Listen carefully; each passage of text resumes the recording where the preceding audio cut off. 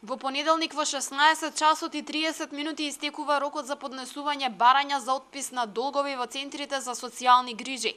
Ранливите категории граѓани имаат уште малку време да пополнат барање и да ја достават потребната документација.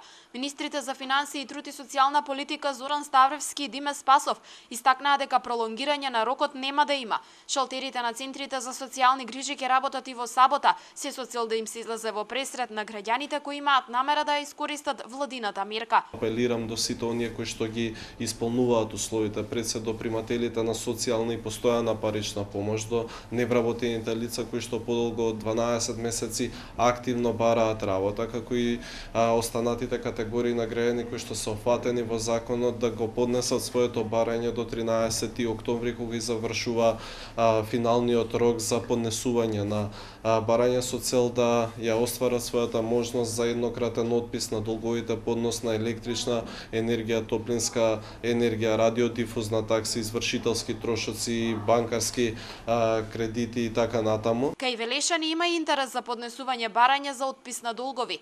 Отпис може да побара и невработен, кој подолго од 12 месеци активно барал работа, при што доколку е во брак, невработен треба да биде и брачниот другар. Право на искористување на мерката има и секој граѓанин кој западнал во финансиски проблеми поради собствен или инвалидитет на брачниот другар. И сите оние кои што ги исполнуваат условите да искористат оваа можност и да го поднесат своето барање со цел да добијат еднократен отпис на долговите. Решенија се очекува да бидат издадени помеѓу 20 и 25 октомври, а целиот процес на отпишување на долговите според надлежните би завршил до крајот на ноември.